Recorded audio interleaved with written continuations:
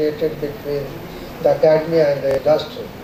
Okay, so we have been debating how actually to bridge this gap, how to narrow this gap, and what all should we do. And as we are innovative in all aspects, we actually have been debating this for more than a year and a half. How do we actually take care of this? We discussed in our board meetings, we discussed in our Senate meetings, and we also have an industry-academia collaboration committee here, okay, the IIIT committee, which guides us on how to actually take care of this. And as part of these discussions, it was decided that we should have industry-academia linkages, okay, and to actually create those linkages, we should have industry-academia meet. And that's how this all program that we are having here today was generated. And then the idea of this basic program is, as you might have already read in the brochures and other things, is to create linkages between the industry and academia. Basically, we'll be trying to innovate few things, taking this institute here with the industry and trying to see that we do create something very unique in this country, so that maybe other engineering colleges, other institutes will follow actually to emulate. Okay, good ideas are always captured. For example, we saw that someone started Super 30 in Bihar.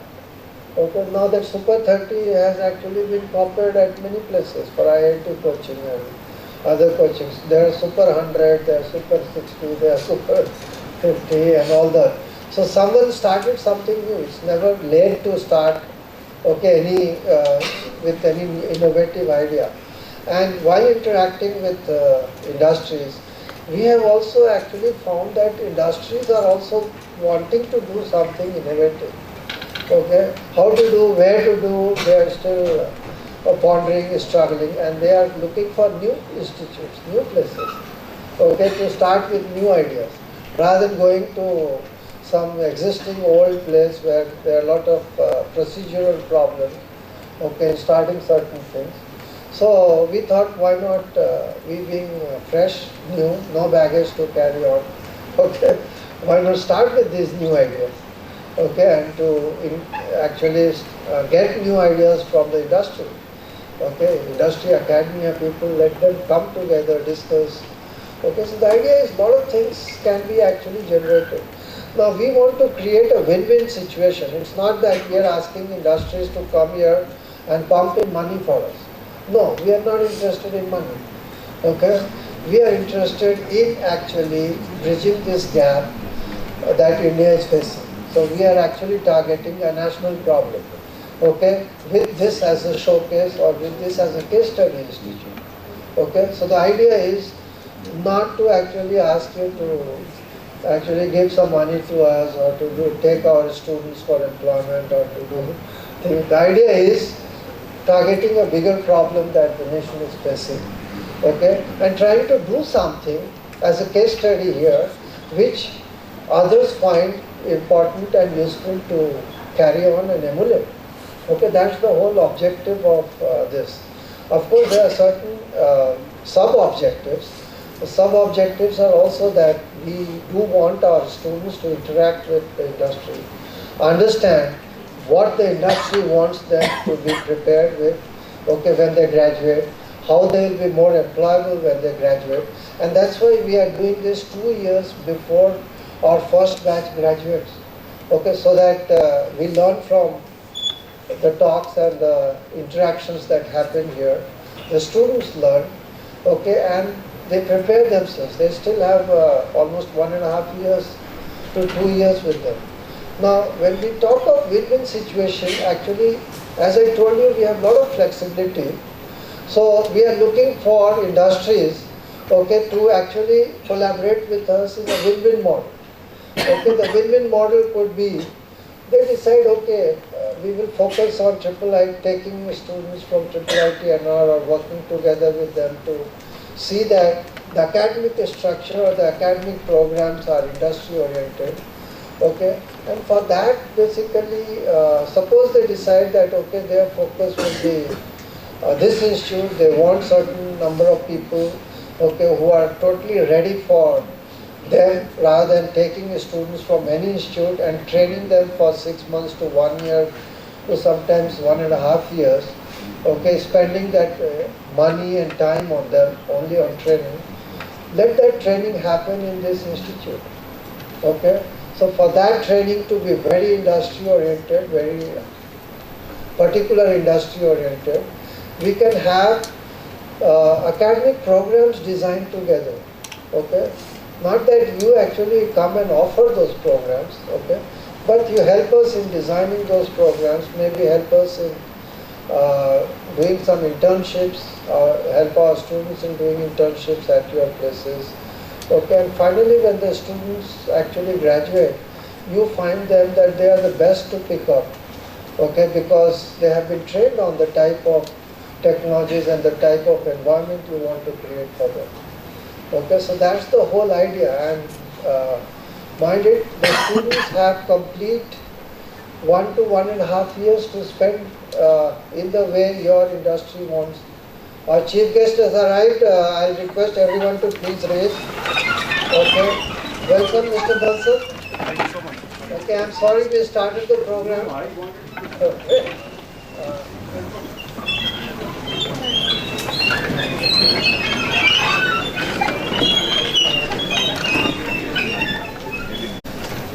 So there are various ways in which we can create win-win actually model for interaction to showcase how actually India can take steps in overcoming this. I do find that this is a big problem that, and we are not here to actually look into big, smaller things. I think we are all educated set of people, and we have been designed to solve bigger and greater problems. Okay, if the problem is simple, I think it is not for us. Okay, we are here to attack bigger problems of the country. Okay, so there are a lot of things which we can do. Probably we will be discussing during the day. Let me not elaborate everything together here. Okay, and the time is short. Our chief guest has also come. So I'll stop here with once again welcoming you all. I would like to also mention that this program, okay, this Industry Academia Meet is a joint initiative of NASSCOM and CHiPS. CHiPS is basically looking after Chhattisgarh information processing, that is IT and ITES related, okay, industry incubation.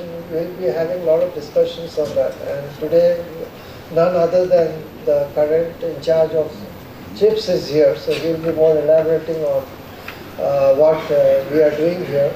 So this program is a joint initiative of NASSCOM, CHiPS and IIIT, and we are planning it to be an annual event. So we will request you to please block your time, okay, for actually helping us every year in coming here, spending time with us, okay, guiding us on the various types of things we can do for the country, we can do for the younger generation, and those type of things. So I thank NASSCOM and CHiPS for collaborating with us, for initiating this program. I thank the sponsors. Okay, there are several sponsors for this event, and at least I will like to thank all the industry participants, okay, who immediately agreed. I was a little worried how many of them will actually turn up, because this is a new institute, this is a place where not many industries are existing. It's not in Bangalore or Bombay or Pune, okay, where you make a call and everyone will come. Okay, so, but I found that there is a lot of enthusiasm there. So that is itself is the first indication that people do want to do something. Okay, and let's take it forward. I once again welcome you all and thank you all to be here. Let's make this 2 days event one of the most innovative events and discussions that the country can have. Thank you very much. Mr. Yudhisther. Mr. Yadav, Regional Lead, IT, ITES, SSC, NASSCOM. He started his career with an IIT started as a General Manager and organization got acquired by Next Education, IT, ITES to contribute more in higher education and skill development. He is currently committee member for cybersecurity, data analytics and design engineering at Rashtriya Uchchatar Shiksha Abhiyan, Maharashtra and many other renowned of technology to bridge the gap in education system, skill development, career and industry to work hand in hand. May I now request him to give the welcome address on behalf of NASA. And I'll just tell a small story to you all, and we'll draw some learning out of that story. The story starts with the astrologer who was in village, very humble and noble. His prediction was so accurate that people used to come him for advice. He used to be frequently asked to meet kings and merchants for their future course of action. And obviously, since he was so good, there was a group of people against him who were jealous because of the love he was getting from the people around. They thought to conspire against him by plotting and making his prediction wrong. And these group of people once went out in village and surrounding villages and told everyone that we call up this astrologer and we'll tell you guys and show you guys that his prediction is not always right and this guy is fake. They challenged this astrologer one fine day, and it was an open ground where everybody could see what's happening. A lot of people came into that ground to see what exactly is a challenge, and everybody was piling on each other and just wanted to see what's going to happen. This astrologer also came to that ground and stood in front of these four boys, young guys, who wanted to basically, who plotted something against him. The idea was that whatever this astrologer will predict, they do something and do totally opposite to what he says, so that his prediction goes wrong. So one of this guy who was from the group of people against him then announced to all audience saying that we have got a big bag with us and we have a pigeon inside it, and we challenge the astrologer to tell us whether this pigeon comes out alive or dead. Now this astrologer was smart enough. He understood the game here. He understood that there is something plotted against him. He closed his eyes for a while, for a minute or so, and there was complete silence. Everybody was just wanted to hear what he says. These four guys were actually having their heart in their mouth in terms of understand whether he and how he will basically do away with this situation. And then suddenly this astrologer opens his eyes and in his profound voice he says that whether this pigeon is alive or dead is in your hand. So we'll come back to this story. I know that all of you are pretty much concerned about your future, your career with respect to global change, macro, micro developments happening around geopolitical issues, foreign exchange issues with terms of new technologies coming in, which basically says that they'll take our jobs like robotic process automation and so on and so forth. But at the same time, we as industry and we as academia have done enough discussion, and this is endless discussion of industry academia meet, where what we do is we try to understand that what industry expects from a student, what academia can do to achieve the expectations of the industries, what they can do with these students when they are studying, when they're pursuing their education. And at the same time, then the blame game starts. Industry says that the curriculum is not relevant, the quality of faculty is not good, students are less enthusiastic. And academia says that industry hardly gives us time to collaborate, they don't come and see, they don't participate in internships with us, so on and so forth. Now coming back to story of whether pigeon comes alive or dead, as I told you, it's in our hand. So I still believe there are certain things which require zero talent. And when I say things require zero talent, means all of us have those things. And we have to leverage on those things. There are many decision makers in IT, electronics field, a lot of CEOs, leaders who comes from very normal regional colleges. It's just that they have earned their knowledge and make sure they utilize it to an extent so that they have extra advantage compared to anyone else. And this zero talent thing is nothing but few things which help you become more productive and aware about things happening around you. It could be being honest, it could be being on time, it could be deserve first and desire after.